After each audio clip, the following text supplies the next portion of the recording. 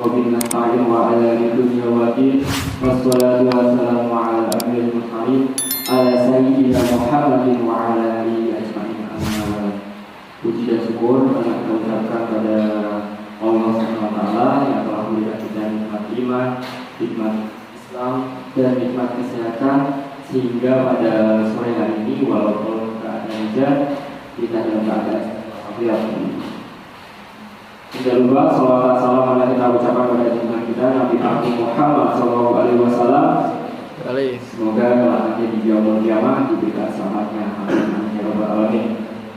Terima kasih untuk Bapak Sanusi yang telah datang, telah mau untuk sharing sama teman-teman kreasi. Terima kasih banyak untuk Bapak Sanusi. Terima kasih untuk para relawan yang telah mempersiapkan walaupun keadaan ini tetap semangat ya. Ini namanya sudah takdir teman-teman. Jadi kita sudah melakukan hal yang terbaik. Soal hasil itu yang di atas. Namun kita sudah berusaha semaksimal mungkin. Terima kasih untuk para berdonasi yang telah mensupport acara ini. Terima kasih untuk para jemaah yang telah hadir walaupun keadaan hujan. Semoga niat kalian dari rumah untuk mencari ilmu, untuk ingin menambah ilmu, untuk menambah ilmu, dan ingin menambah teman, persaudaraan, dan bisa diterima oleh Allah SWT sebagai amal dari Allah. Oke teman-teman, pada sore hari ini kita akan membahas tema yang cukup menarik. Apa teman? Temanya apa? Antara adab dan ilmu. Antara adab dan ilmu. Jadi ini teman-teman, ini kita akan diberikan pemahaman apa sih yang harus kita pelajari dulu, adab dulu atau ilmu dulu. Nah, nggak soal itu doang teman-teman. Zaman sekarang dia tahu nggak situasi khususnya para milenial gimana, sikap adabnya gimana? Bedakan orang zaman dahulu sama dengan orang zaman sekarang. Beda banget. Beda. Gimana bertutur kata dengan orang tua, bagaimana bersikap dengan orang tua, bagaimana unggah-ungguhnya. Sekarang kan lihat banyak anak yang cara bahasa nggak baik, cara bertutur kata nggak baik, bahkan melakukan hal-hal yang nggak sepatutnya dilakukan sama orang tua. Nah, sini kita akan dijelasin bagaimana cara beradab yang baik.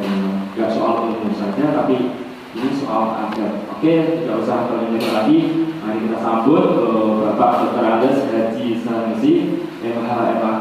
Beliau, saya persilakan. Beliau persiapan ya. Assalamualaikum warahmatullahi wabarakatuh. Awalan alhamdulillah, banyak salatan wassalamu ala rasulillah wa ala alihi wa ashabihi wa mawala la hawla wa la quwwata illa billah amma ba'da. Hadirin muslimin, para alim ulama yang senantiasa kita ikuti fatwa-fatwanya. Adik-adik komunitas apa yang namanya? Kreasi. Nah, nanti mulai saya jadi dikenalkan apa itu komunitas kreasi karena saya masih asing belum mendengar apa ini dan luar biasa. Adik-adik semua daerah bertawak yang insya Allah mungkin masih dalam satu generasi ini seusia. Ya. Hadirin hadirat rahimakumullah. Baiklah, berkesempatan sore hari ini yang cukup dingin, semoga tidak menjadikan hati kita dingin, tetap semangat dan semangat. Adik-adik sekalian, maaf mungkin tadi mestinya saya berniat untuk datang lebih awal, tapi karena kalau mungkin dikasih langsung alamatnya kira-kira Proviman Kidul malah lebih mudah. Di samping itu karena hujan jadi saya bawa mobil, kalau mungkin tidak hujan saya lebih suka pakai motor karena di wilayah kota itu lebih praktis. Ternyata Google Map-nya itu ya diarahkan ke Pentol Ngidul. Karena mungkin Pentol Kulon kan nggak boleh kan, kalau pakai mobil ya. Jadi Pentol Ngidul, terus baru apa itu? Saya itu ngalor. Makanya loh, menjadi lebih banyak. Dulu karpe kalau kayaknya ya. Ya, sama-sama ketika tadi dari apa itu perapatan SMP 2 itu kan sajane kan langsung lurus ngalor. Ya. Orang perintah yang ingin tansik. Biasa mencari yang lebih cepat itu kalau juga pun. Salam semoga tetap tercurah juga kita Nabi Muhammad sallallahu alaihi wasallam. Baiklah, adik-adik dan saudara-saudara sekalian, pada kesempatan sore hari ini temanya luar biasa. Dan kalau dikasih itu tidak hanya cukup 1-2 jam. Yang satu tema saja mungkin bisa berbulan-bulan. Apalagi ini 2 tema. Ya, mungkin nanti ya katakanlah icip-icip gitu ya. Saya yakin ini kita semua ini semuanya muslim nggih? Muslim nggih? Alhamdulillah. Kalau kita muslim berarti semuanya sudah mengenal dan mungkin kalau belum menguasai ya sedikit tentang mengenal tentang Al-Quran. Karena kita semuanya muslim, coba saya tanya. Saya kembali kepada kita semua.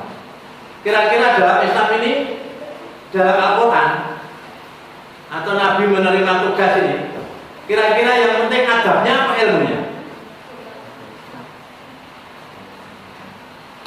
Yang menjadi tugas kita utama ini mestinya. Kira-kira adabnya dengan alasan titik-titik, ilmunya atau ilmu dengan alasan titik-titik. Apa kira-kira? Kira-kira aja. Adab apa ilmu? Adab. Alasannya?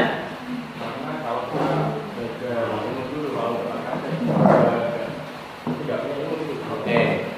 Adab dengan alasan kalau kita belajar punya ilmu pun kalau tidak punya adab ya. Nah, mungkin ada yang lain? Ilmu alasannya? Karena gini, pada awal pendidikannya itu kan manusia terlahir kan pasti perlu ilmu dahulu, setelah itu mungkin pengetahuan tentang adab itu penerapannya. Oke. Kalau di apa itu dipilah dua-duanya menjadi bingung. Dengan yang benar, ya.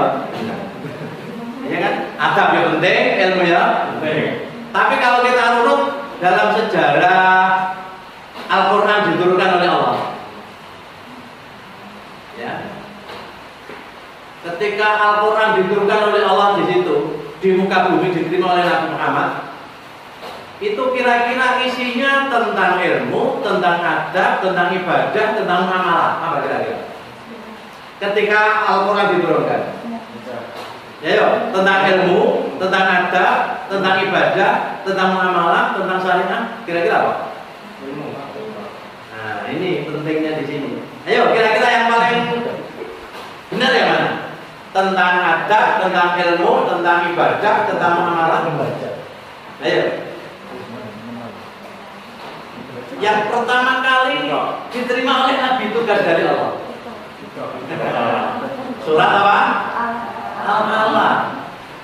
Surat Al-Alaq 1 sampai 5. Tidak usah panjang-panjang. Kalimat yang pertama kali muncul didengar oleh Nabi apa? Iqra. Apa berarti? Bukan berarti atau tidak penting. Ya. Tapi ilmu memang luar biasa. Dalam surat apa itu? Al-Alaq. Mungkin juga tadi saya sempat buka-buka itu di surat Al-Zumar juga ada, di surat apa ini?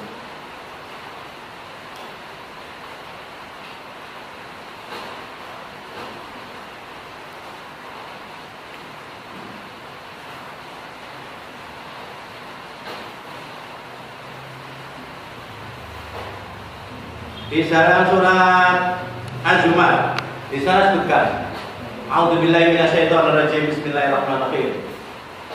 Qul hal yastawi alladziina la ya'lamun wala qul hal yastawi alladziina ya'lamun wal ladziina la ya'lamun.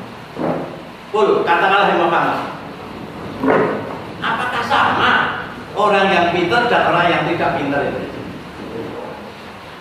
Ini kan mestinya pertanyaan yang tidak butuh jawaban. Apa jenis? retoris. Ya. Hal yastawi ladina yang lamun wal ladina la ya'lamun. Ini kata Nabi, kata Allah. Di antaranya mengapa kita kaji ilmu itu? Apakah sama orang yang pintar dan orang yang tidak pintar? Saya lebih suka pakai pintar dan tidak pintar karena orang itu lebih dibagi ada 4. Di dunia ini menurut kalimat saya, kata mantu saya, dan apalagi saya sebagai guru tidak pernah bilang kepada anak-anak dan murid saya itu bodoh, goblok, gendang. Itu tidak boleh, apalagi nanti ibu, kawan ibu,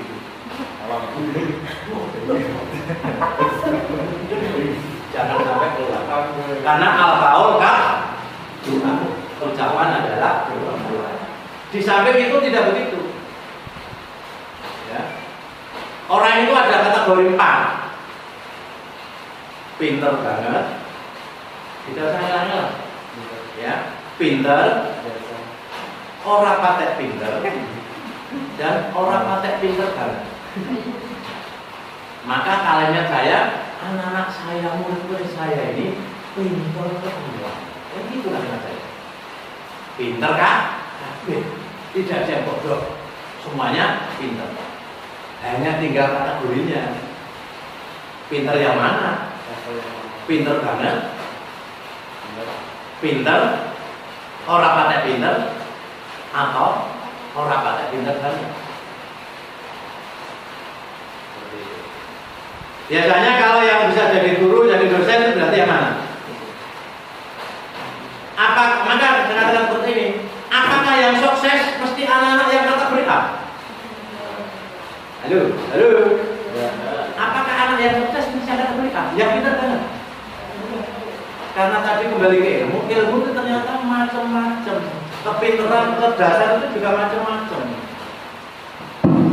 Ya, ada kecerdasan intelektual, ada kecerdasan fungsional, ada kecerdasan spiritual, ya, ada kecerdasan sosial, seperti itu. Maka saya doakan kepada anak-anak ketika itu kalau di depan kelas atau teman-teman, saya mendoakan semuanya anak-anak akan menjadi sukses. Saya kalau di kampus itu ya kategori nomor 2. Ketika sekolah juga kategori nomor 2. Bahkan teman saya angkatan juga ada yang nomor 1, kategori A, B, C, dan D.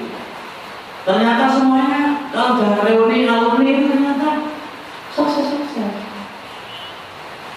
Dalam artian kehidupannya sudah tidak kalah mentereng dengan yang kategori A. Yang A jelas profesor dokter jadi dekan di kampus. Ya, biasanya yang pintar banget itu dosen. Kalau pintar dari guru seperti saya, ya, jadi guru. Kalau yang orang patek pintar, itu biasanya kadang pengusaha, kadang politisi, kadang polisi, kadang tentara itu kan. Yang orang patek pintar banget, ternyata juga semuanya sukses semuanya. Yang kata-kata orang patek pintar banget itu kemudian kuliah itu meskipun dia sampai 4-5 tahun itu masih berapa masih lulus. Maka kalimat saya ketika reuni itu kumpul semuanya. Kumpul semuanya yang jadi dekan, jadi pembantu rektor, jadi dosen senior dan lain itu ketika itu kumpul. Dan semuanya merasa bangga karena sama-sama lulusan atau alumni atau bahkan tidak mau disebut alumni angkatan karena tidak lulus. Karena ketika itu dia mengatakan, ya, aku menyebutkan alumni yang mengetok, tapi dia orang sukses. Orang kurang lulus kok. Jadi teman saya ada yang lulus, orang sing orang lulus. Kan kasih sini. Ayo, lulus, yo sukses, orang lulus, yo sukses. Dalam artian kehidupan dunia kelihatan, yang kelihatan ekonominya. Lulus berarti lulus apa betul? Lulus. Lulus berarti lulus. Lulus. Nek orang lulus. Tapi sudah selesai, tidak sama-sama tidak kuliah di itu. Nah, ternyata semuanya sukses. sukses dalam jadi seperti itu. Bahkan gacak-gacakan. Yang orang patek pinter banget itu ke situ datang itu pakainya mobil Fortuner. Kalau saya kan cukup mobil itu kan juga udah dulu ya, lumrah, normal. Kalau itu pakai mobil sedan jatah Prataban itu waktu itu Camry karena memang jikang yang itu buat rekor. Nah, ini biasa-biasa. Ya berbagi ke aku. Bukan aku lah mobilku mewah. Mobilku yang mewah. Oh iya, gagal aku. Ini kan itu dewe itu urusan dalam balik no. Karena mobil invent. Nah adik-adik teman-teman semuanya, kalau kemudian adik-adik merasa berada di posisi yang tepat, jangan minder. Yang merasa di posisi satu bahkan dua atau bahkan satu, jangan kaki. Apa? Jangan KMYU atau KMYE. Aku pinter, jangan begitu. Nah, itu kemennya sini. Seperti itu. Kembali ke Al-Quran tadi yang surat Az-Zumar. Kalau di surat mungkin bisa dilihat di surat Al-Hujurat ayat 11, Al-Mujadalah 11.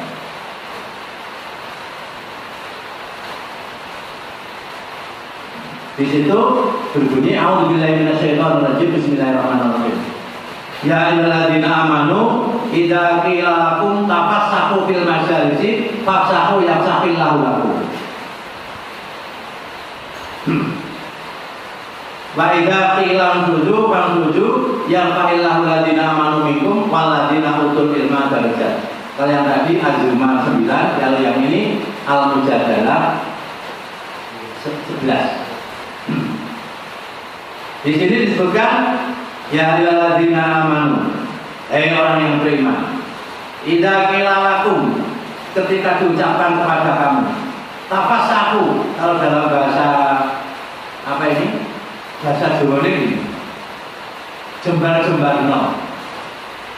Ya, kalau dalam bahasa yang pas isak-isakno kalau menurut saya. Tafassahu fil majalisi, sempat-sempatkan mengikuti masuk dalam majlis seperti ini. Senajan kan mungkin yang paling jauh mana rumahnya Buria. Tafassahu fil majalis, isa-isakno untuk datang ke majlis, terutama majlis ilmu. Kalau tafassahu fil majalis, oleh Allah akan fasahu, Allah akan berikan kelonggaran kita. Yafsahillahu lakum, Allah pasti akan berikan kelonggaran untuk kita. Nek aja belum ngisah-ngisahno, menyempatkan. Itu namanya berlapang-lapang dalam urusan majlis. Tapi orang aku tuh iso muter begini. Aku iso tak masalah ini. Juga iso. Wong dalam sini sudah begitu. Tafassahu fil majalis, terutama dalam ilmu ini. Ya.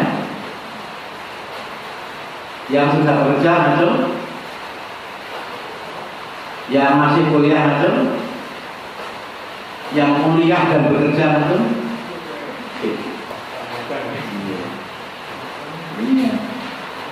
Seperti itu.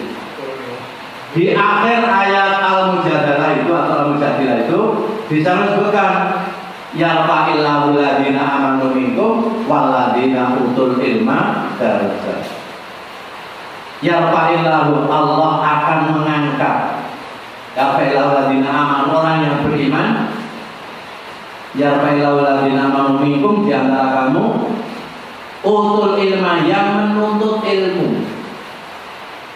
Ya, yarfa'illahu alladzina amanu minkum walladzina utul ilma darajat. Orang yang mendapatkan tempat khusus, yang mendapatkan tempat yang istimewa di hadapan Allah itu, di dalam surat Al-Mujadilah tadi apa? Syaratnya ada dua, orang yang mendapatkan tempat khusus di sisi Allah. Apa? Yang diangkat derajatnya tadi. Ya. Ya, yarfa'illahu alladzina amanu minkum walladzina utul ilma darajat. Allah akan mengangkat derajat seseorang yang beriman dan menuntut ilmu. Dua, iman tok tanpa ilmu, ilmu tok tanpa iman.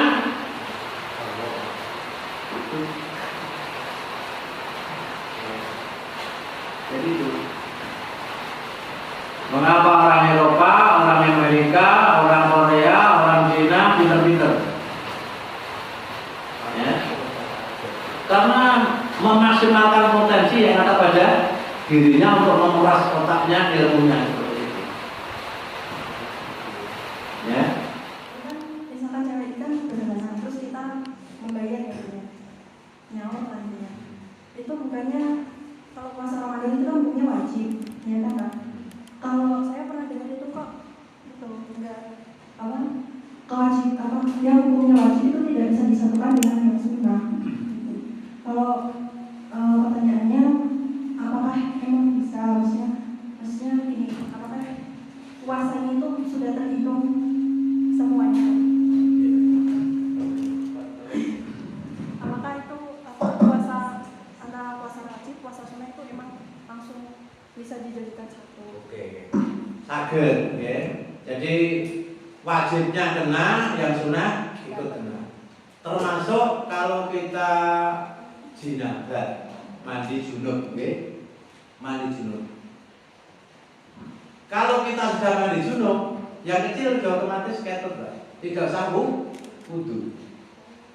Sepanjang ketika kita mandi orang dolanan ronaan, pegang-pegang senjata, kalau nyentuh-nyentuh bagian tubuh yang membatalkan ketika kita sedang punya wudu.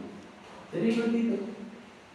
Mungkin 100 kali atau orang renang biur, renang sambil mandi junub, terus naik ke atas sholat, maca Quran, tidak sah wudu. Nah itu sudah sah. Karena apa? Yang ringan, yang kecil itu sudah otomatis ketut pada yang wajib. Maka tadi yang niatnya yang niatnya nyaur puasa sunnah, puasa wajib, harus niatnya di malam hari. Katakan besok mungkin dari Senin, betul ya. Besok mungkin 1 Rajab umpamanya, hari kelahirannya, terus ada dia dapat hari Kamis, Senin, dan dapat 4 dia nyaur. Kudune niatnya sebelum subuh, waktu malam hari. Ya, sebelum subuh, sehingga bisa dapat wajib. Sunnah kan kalau kita kebetulan pas Senin, sarapan mau antri sarapan kalau mau kuliah atau mau sekolah atau mau kerja antri gawean ngono. Ternyata tahu-tahu nanti jam 10 belum sarapan, sedang nyampe ini. Saniati puasa. Sakit tak betul? Sakit. Nek puasa sunnah. Tapi nek tadi dalam rangka sunnah wajib nggak bisa. Karena apa? Nek puasa wajib itu kudune ya, niatnya itu malam. Meskipun niat itu boleh dijamak. Ya. Dan niat itu kan tidak harus diucapkan. Seperti dalam tadi. Sehingga tidak boleh kemudian kalian lali niat poso. Kamu sudah seusia sekarang, terus hari yang ke-16, apa segini Mas? Enggak. Mas adalah poso. Bu, maaf Bu, debegi aku lali niat. Ayo, dosa tak betul. Dosa. Karena apa? Belum tidak di bulan puasa kok. Kalau tidak ada mundur, otomatis besok puasa. Itu. Dan terus lali, aku bunyi lali. Aku tak terus muka, enggak boleh. Karena apa? Ya alhamdulillah, bukan gitu. Karena sudah maklum, kecuali kalau itu di hari pertama, tanggal 11, tanggal 12, tanggal 11 kok. Dulu bedakan tentang pola, lali dia ribu aku. Atau mungkin dulu, aku tak mana pola. Dulu ngerti tawa.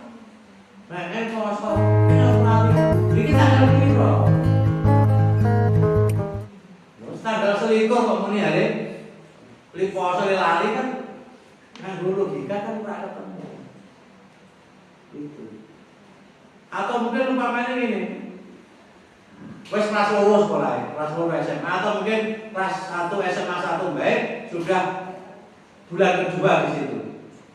Loh, Mbak, kamu kok tidak berangkat 2 hari? Berangkat terus kok, Pak. Loh, kok tidak sampai sekolah? Ya maaf Pak, saya kesasar sampai di pulau.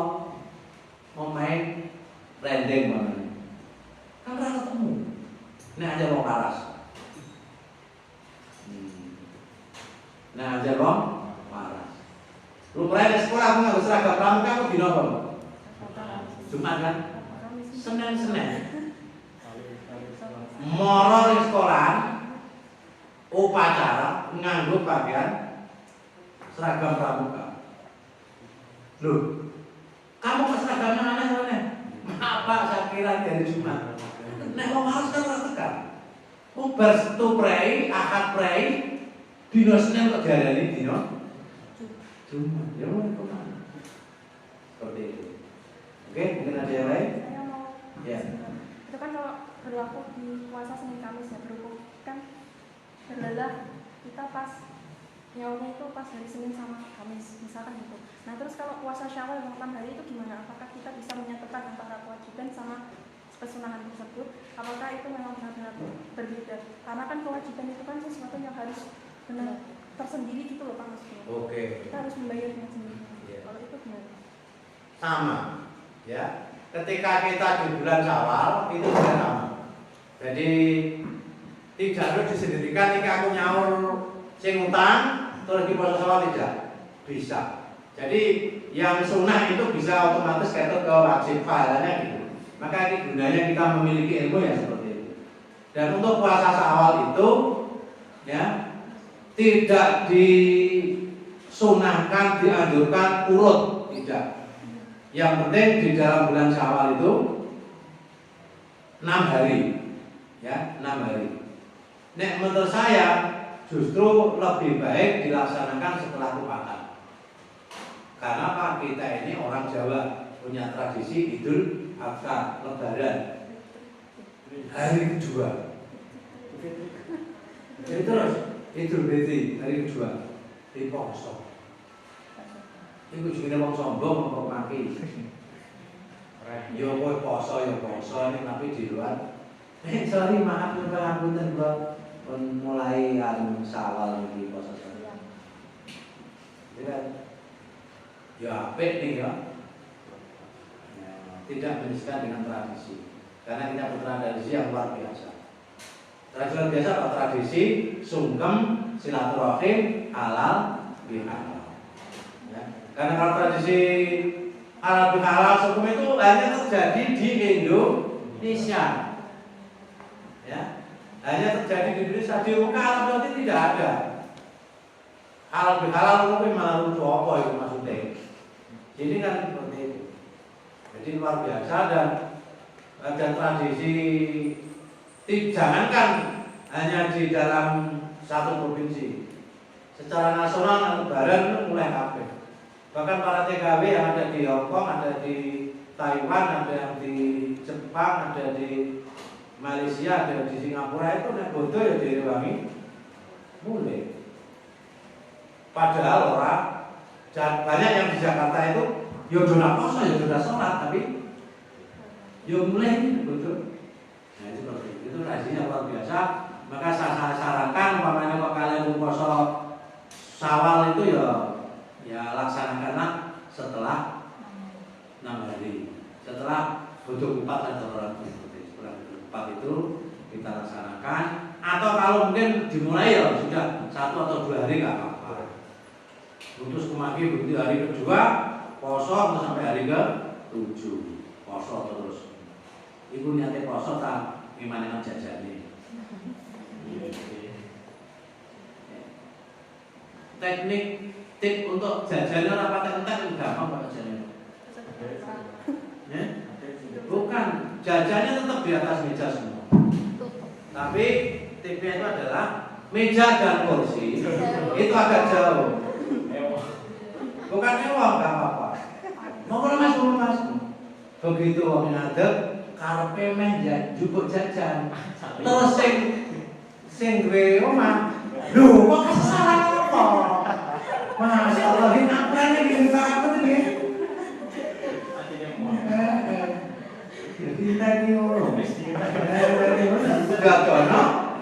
digarek men. Ya dimakan ngono.